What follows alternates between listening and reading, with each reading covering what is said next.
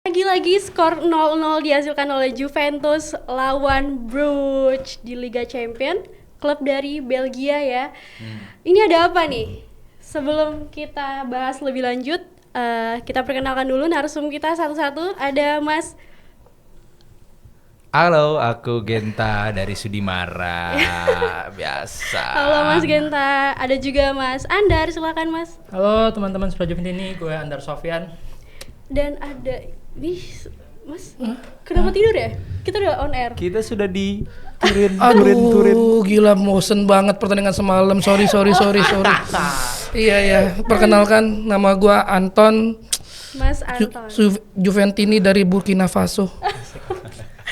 Oke, dan aku Sekar. Ini perdana menemani Suara Juventini di podcast.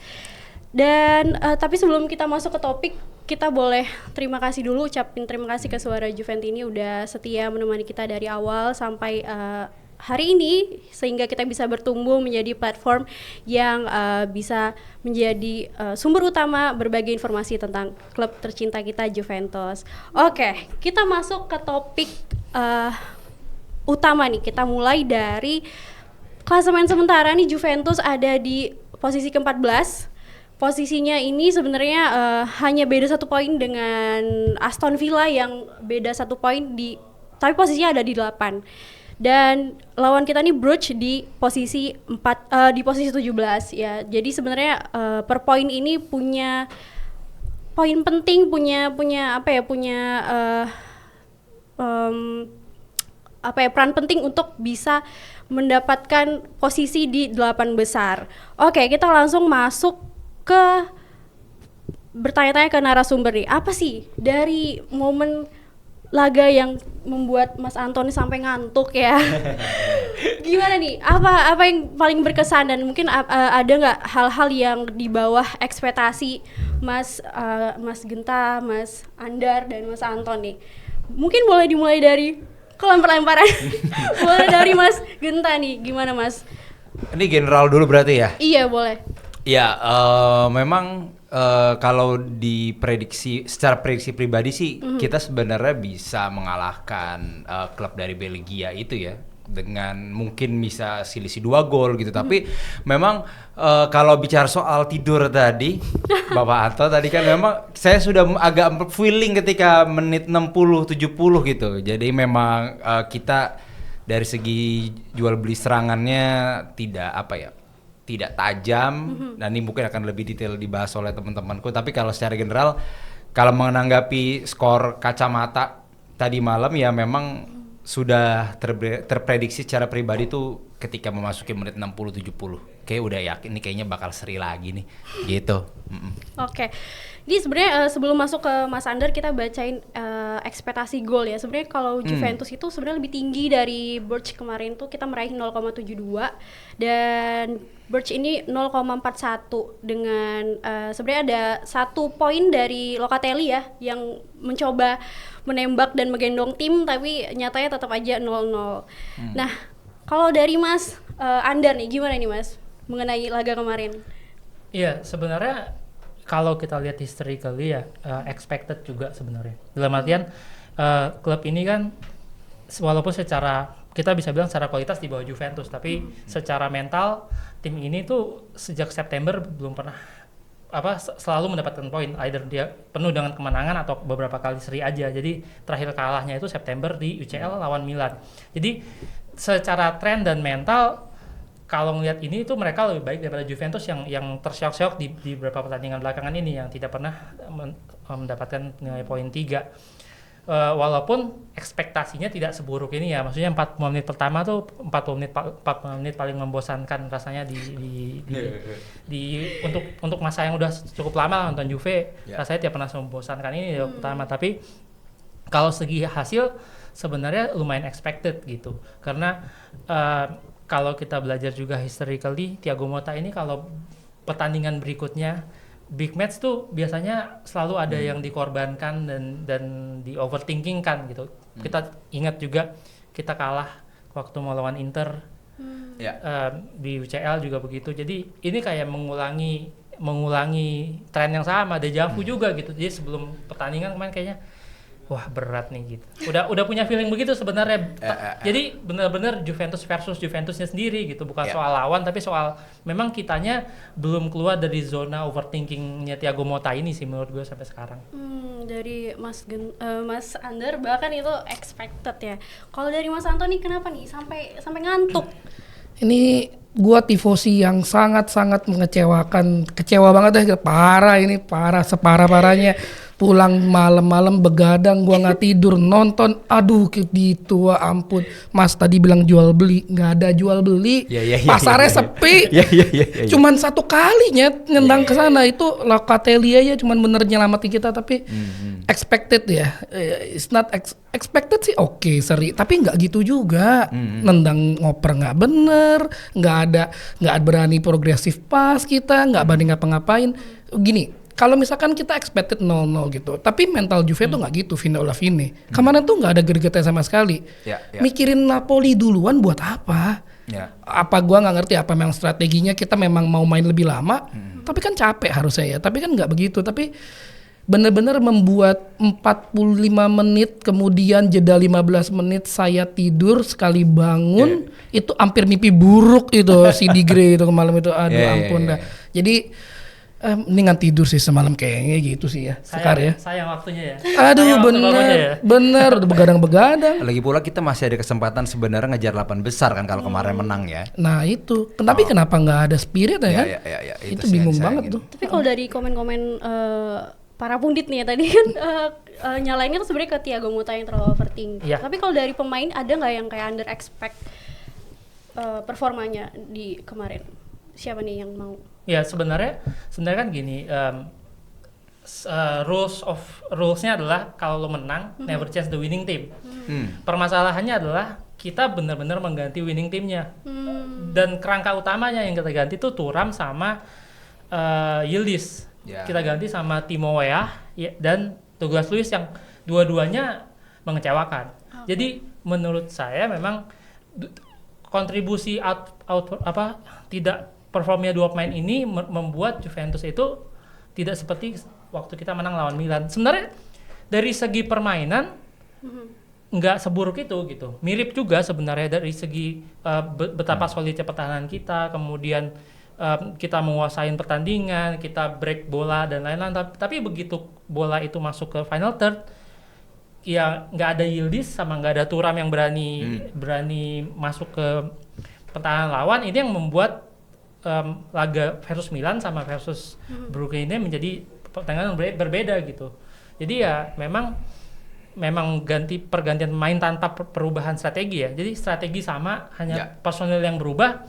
Nampaknya ya Thiago Motta belum berhasil gitu. Harusnya kan sistemnya yang udah paten gitu. Sistemnya siapapun yang main, lo mainnya sama gitu. Nah ini yang belum kejadian. Begitu kita kehilangan Yildiz sama Thuram, masuk Douglas Luiz sama Timo Weah, ya it's a very different Juventus daripada Juventus lawan Milan. Ya tapi gue juga agak sedikit nggak setuju gini loh. Kalau misalkan Motta itu bener-bener siap ya, pelatih yang jago ya. Maksudnya oke, you never change the winning team. Otaknya udah di Napoli. Harusnya lu siapin strategi dong harusnya kan. Oke, gue pakai cadangan deh gitu artinya. Gue tahu nggak akan bisa segedor Milan. Kenapa lu nggak coba strategi lain gitu loh artinya. Maksudnya kalau lu bebanin kayak tadi sekarang nanya siapa sih pemain yang bener-bener nggak kelihatan, ya semua nggak kelihatan. Kalau gue bilang kemarin itu underperform hampir semuanya. Jadi gue lebih beratin ke Motta sih. Lu nggak bisa salahin 1-2 pemain di sini ya. Yang bener-bener agak lumayan gitu. Nggak ada sih semalam ya. Coba gimana? Kalau gue semuanya underperform, tapi gue titik beratnya sih masih ke Motta sih. Kalau pemain sih semua sama lah, strategi pelatihnya terlalu gitu-gitu aja. Iya, menyambung Motta tadi memang sebenarnya kalau kita mau rotasi, kalau pendapat gue sih kita bisa sebenarnya babak pertama ya make winning team. Make winning team sampai menit 60, kalau memang mau rotasi ya baru kita bisa kejar gol cepat dari Thuram tuh. Gue yakin sih lawan klub sekelas Bruges tadi tuh Thuram bisa kejar gol cepat atau Yildiz bisa kejar gol cepat gitu kan. Tapi dipilihlah justru rotasi dari awal pertandingan gitu. Itu yang mungkin agak bikin goyang ya. Beda kalau kita baru ganti mereka di menit 60, mungkin kita udah 1-0. Iya, benar. Gitu. Dan yang paling unik menurut gue satu pemain yang performnya lumayan bagus tuh Manggula. Oh iya. Dan dia yang duluan pertama diganti sama Thiago Motta tadi malam. Ya benar. Iya, dia hampir ngasih assist ya yang Nico Gonzalez hampir ada gol. satu pemain yang justru lebih perform dibanding teman-temannya yang lo bilang nggak perform itu, Ya. tapi dia duluan yang diganti kan di menit 50 sekian kalau nggak salah dia udah diganti gitu. Nah, Jadi gitu. Yildiz ya sekarang. yang masuk ya? Iya betul. Ya, Gitu. bener, makanya aduh parah deh Mota ini kenapa ya begitu ya? Iya, iya. Bingung kita jadi ya. Kalau dari Mas Genta belum nih. Kayak Apa? Pemainnya Oh. yang under perform. Tadi sih sebenarnya sih kalau underperform hampir semua, cuman kalau mendingin lihat yang lumayan Lumayan sih ya kan. Dari 11 yang lumayan yang Nah, mana? kata-katanya gitu. Pilih yang terbaik daripada yang paling jelek gitu kan. iya. Douglas Luiz tuh parah sih kalau menurutku ya. Maksudnya ada beberapa mantan pemain yang pundit bilang Douglas Luiz kemarin bagus. Aduh, kagak sih. Maksudnya dia nggak nyetel sama sekali dengan permainan Juve itu nggak Yes, nyetel gitu. betul. Bukan individunya yang jelek ya, Iya. tapi nggak nyetel. Betul. Dan dia menggantikan Thuram gitu yang Yang waktu udah lawan bener. Milan perform banget. Oke banget. Itu dia juga kalau teman-teman lain megang bola, dia nggak lari bro. Itu bener-bener keberatan pantat apa gimana? Nggak ngerti juga kita kan ya. Itu bener-bener nggak lari. Terus kita harapin Douglas Luiz kayak di Aston Villa, progresif. Iya. Ya. Kemarin yang berani oper ke depan siapa? Locatelli doang di Iya. belakang. Jadi parah deh. Malah kadang kalau Locatelli kemarin digeser jadi Mezzala mungkin bisa gol kali ya. Dia bertanggung jawab dengan pertahanan juga masalah Iya ya. memang pertandingan kemarin tuh terlalu banyak what if-nya sih. Iya. Oke, benar-benar itu, benar-benar. Oke, kalau dari kondisi Juventus kayak gini, kita realistis nggak kalau berharap masuk 8 besar Mas? Atau kayak harus bersiap untuk Berpasti playoff? enggak ya? Playoff ya, berpasti kan? Gimana? Gue Boleh dari gue sih Mas masih optimis sih. Maksudnya Oh, oke. Juventus Emang matematikanya gimana kalau masih optimis? kan kita cuma beda Sistematisnya oke saat sih. masih bisa masuk. Saat kita tuh kalau bisa menang, Asal yang di 8-nya ada yang nggak menang, bener nggak gue? Iya, Ya kan, itu ya. Oke. jadi kadang-kadang kadang-kadang ya Juventus ini emang begitu kelakuannya. Kalau kita udah Menyusahkan diri sendiri. udah gerak gitu, udah ini, terus dia ngasih gitu, perform gitu. Itu yang Ya. yang gue sempat prediksi kemarin lawan Milan tuh seri nih kayak berat nih. Perform. Tiba-tiba kita Gokil. bukannya perform, gila kita hitungannya kayak ngebantai nggak sih? Maksudnya kita oke lah gol lo nggak banyak, tapi lo nggak kebobolan, terus lo nguasain tandingan gitu. Nah itulah. Gue kayak ada jinx deh. Gue setiap kali nonton Juve kayak seri mulu, bingung gue. Apa gue nggak usah nonton besok lawan Napoli kali ya? Berarti lawan Milan lo nggak nonton ya? Nggak nonton lawan Milan gue. Terus tiba-tiba pasti denger di WA grup, seru luas kalau. Waduh nyesel setengah mati. Makanya nonton. Kemalam gue bela-belain baru pulang dari luar kota langsung begadangan nonton. Dia seri jelek lagi, ampun dah. Kayak gue nggak usah nonton kali ya nanti Napoli ya. Sekarang nonton Bisa nggak? dicoba. Malam, bobo aja udah.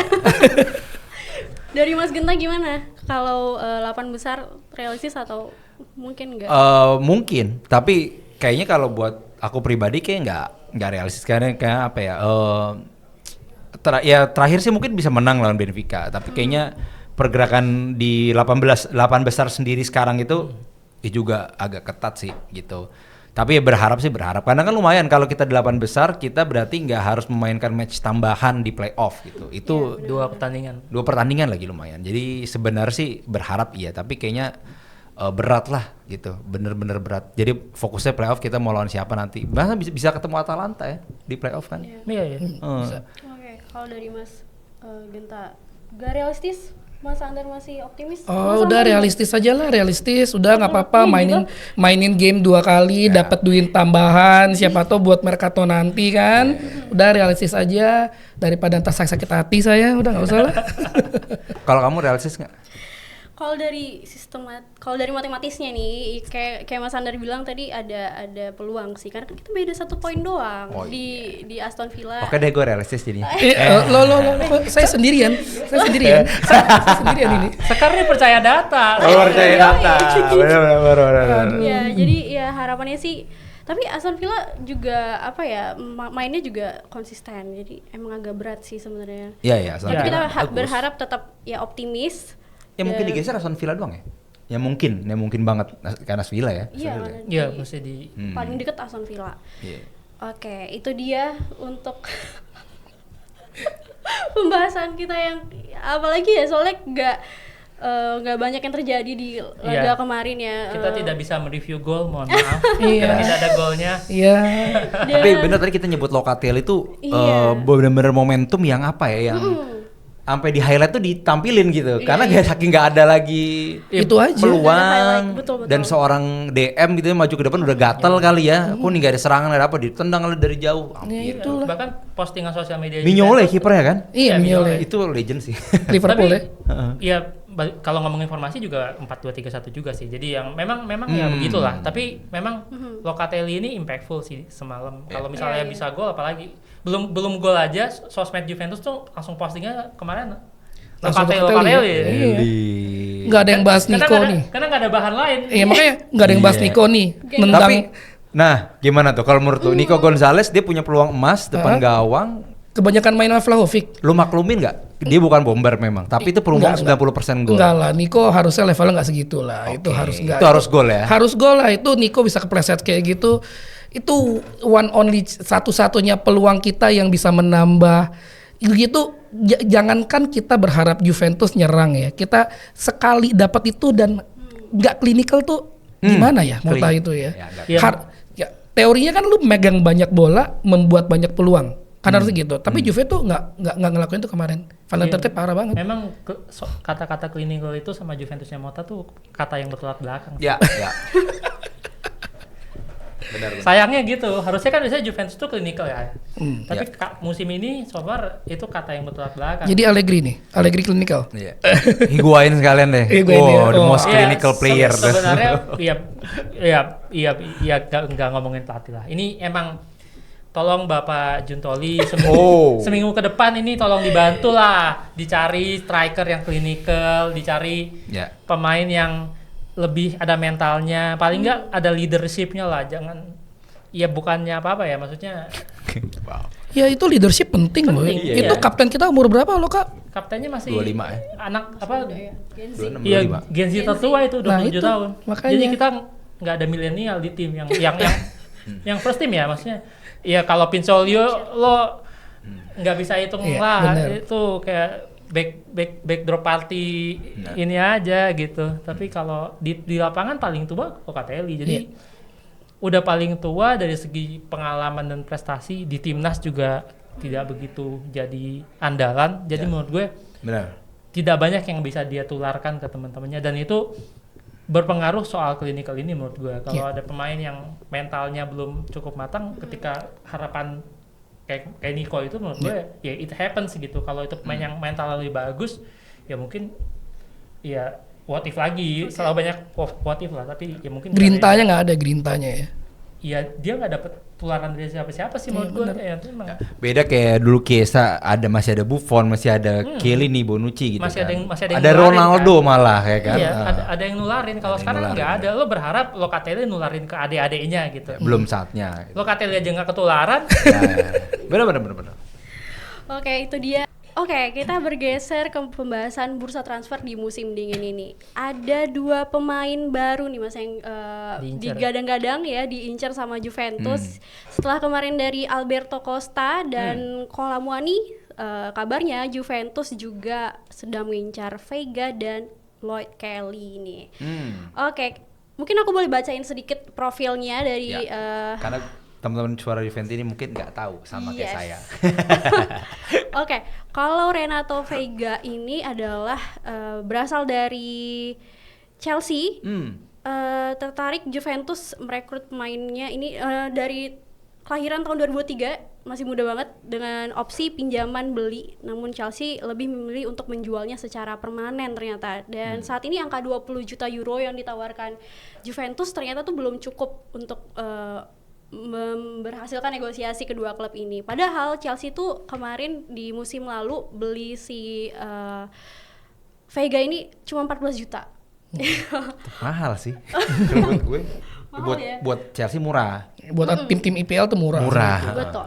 Oke, kalau untuk Lloyd Kelly, ini Kelly Juventus lebih memilih skema peminjaman dengan kewajiban pembelian di masa depan. Nah, awalnya tawaran 12 juta euro ini untuk pembelian permanen sempat disiapkan oleh Juventus, tapi tampaknya kini sedang bergeser beralih ke opsi pinjaman dengan beberapa syarat tertentu. Nah, pergerakan Juventus di bursa transfer ini selalu menarik karena saat ini sedang menyeimbangkan antara kebutuhan dan kondisi keuangan yang mungkin kurang baik ya, bisa kita bilang. dengan cedera ya dan inkonsistensi di lini belakang, Vega dan Kelly ini sebenarnya bisa menjadi solusi jangka pendek sekaligus investasi jangka panjang karena keduanya juga cukup masih muda dengan Vega yang ya oke lah untuk potensi investasi jangka panjang dan Kelly ini ada pengalaman di Premier League ya, Mas. Oke. Kita tanya nih pendapat narasumber keren kita pada hari ini, apa sih harapan dan ekspektasi para pundit kepada dua calon pemain Juventus ini?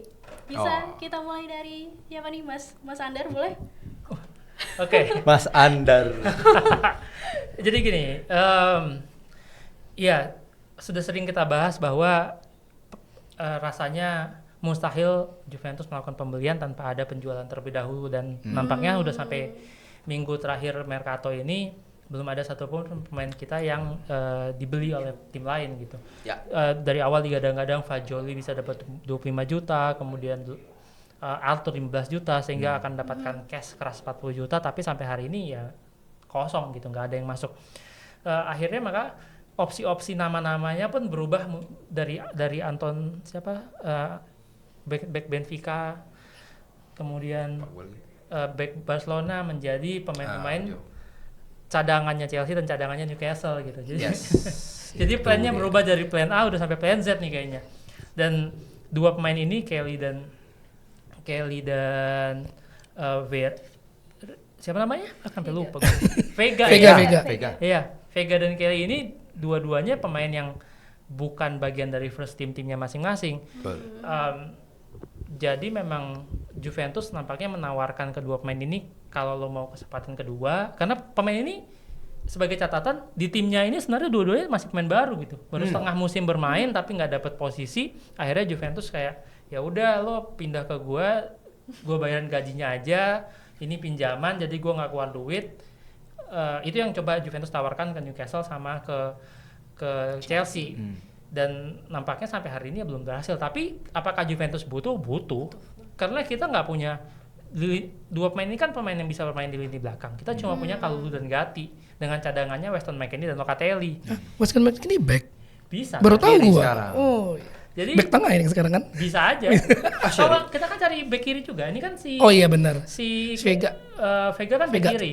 Jadi back kiri dan back tengah gitu. Jadi Locatelli kan back tengah. Kemudian McKennie. Jadi apakah kita butuh banget gitu. Apakah kemudian kita punya uangnya meragukan. Apakah worth it juga keluar uangnya meragukan juga, karena dua pemain ini ya bukan pemain yang selama ini juga punya waktu bermain, jadi rasanya ngeluarin duit 20 juta dan 30 juta menjadi sesuatu hal yang tidak worth it ya menurut saya sih gitu. Jadi memang secara kebutuhan butuh, tapi memang harusnya cukup pintar untuk mengambil mereka dalam kontrak pinjaman dibanding kontrak buy langsung. Berarti Mas Andar setuju dengan skema pinjam ini karena dengan kondisi keuangan. Kalau Mas Genta gimana nih pendapatnya?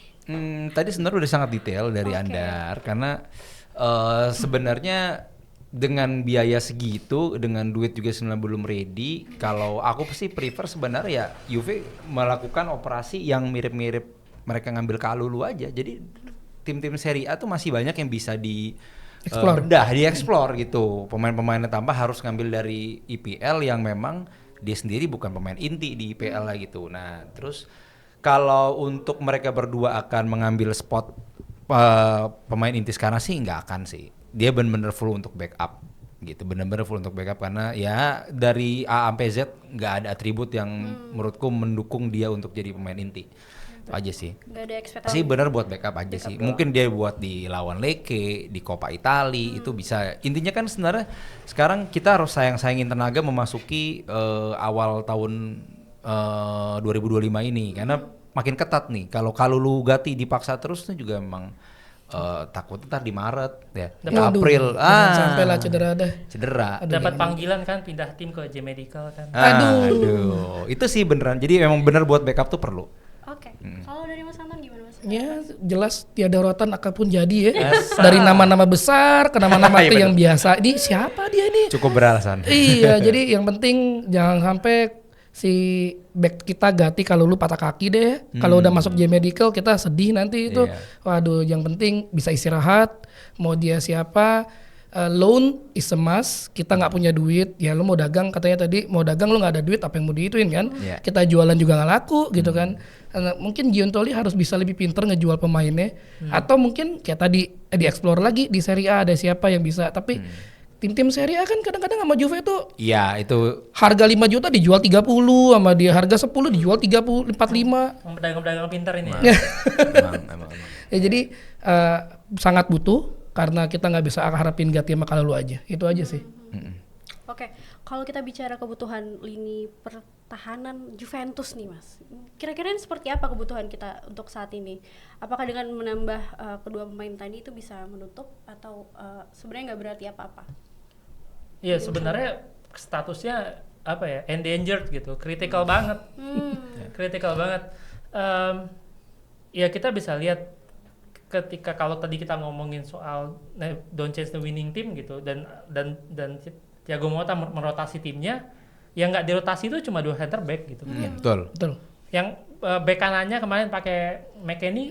Kemarin Savona masih main, masih ada cadangannya. Kemudian di kiri karena Cambiaso mungkin mau goodbye, tetap dimainin terus gitu. Tapi dua back tengah ini ya udah ya semoga kita dapat penggantinya sebelum mereka expired gitu aja sih.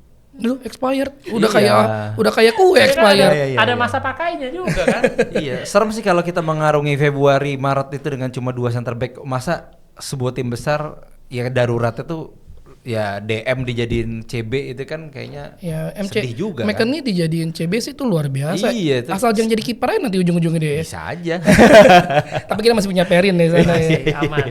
Ya kalau denger si Cambiaso mau dibeli sama City ya mungkin Kelly sih kayaknya opsi yang bagus ya. Mungkin kita bisa. Tapi pakai kalau dia. emang kami sudah ambil, jangan Kelly sekalian, ambil kayak yang siapa kayak gitu. Tomori jadi gak sih Tomori? Tomori, Luxia gue, ya. Uish, jangan lu sih. Harry Maguire gimana? Ya tinggal seminggu lagi sih sebenarnya Iya. dan banget. Maksud gue jangan juga panik buying sih. Ya, tapi Cambiaso juga kayaknya nggak akan minggu ini ya. Gimana kalau menurut? Sedikit Cambiaso kalau menurut. Gue sih optimis cabut sih. Minggu ini. Ini kan last week. Oke. Feeling gue juga cabut. Ya kalau feeling gue juga cabut, cuman gue nggak tahu, gue nggak yakin keburu ya teman, nggak tahu deh. Tapi kalau cabut gue yakin cabut. Iya, mungkin teman-teman Juventus ini ingat 1 hari sebelum Ronaldo mercato tutup kita kehilangan Ronaldo. Iya. Iya betul. Jadi Itu sih paling jadi ini tetap sih, Ronaldo sih. Iya, dan kita mendatangkan Moiskin waktu itu. Iya. Oh, ya. Yang 0 gol waktu itu. Iya. Jadi ya menurut gue mungkin aja Mas Ken. Ya. Ya, Mungkin. Mari kita berharap sesuatu yang menarik dari Giuntoli. Ya. Seminggu, Antek Napoli. ya, seminggu terakhir nih. Kalau Tomori kalau nggak salah nggak jadi ya Mas, kayak bertahan di Milan. Kamu ujuk dong. Enggak itu. Tomori, enggak, tak. Tomori itu juga sama isunya. Milan berubah dari loan sampai menjadi ya udah duitnya mana sini gue kasih gitu. Berubah menjadi kalau lo mampu cash keras 30 gue kasih kayaknya gitu sih. Kirain tadinya gara-gara kita ngalah di Super Copa, nggak apa-apa loan deh. Dikalahin ya beli deh gitu ya. Iya makanya. Kalau masalah Florenzi mesti kasih ya. Lumayan kan. Florenzi kan udah pakai Milan kan.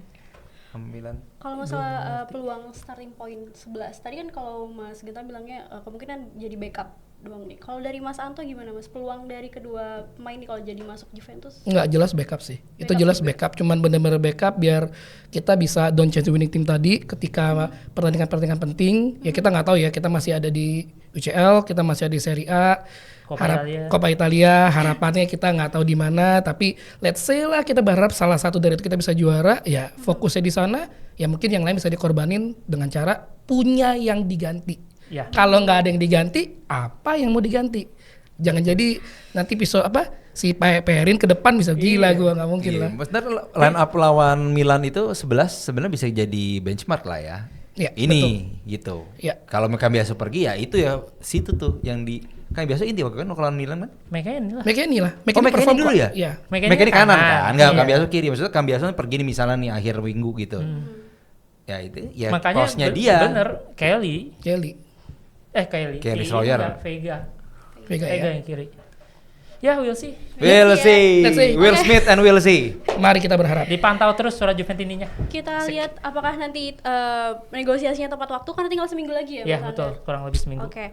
Minggu. Nah, mungkin teman-teman Suara Juventini bisa kasih komentarnya di video kita untuk kali ini.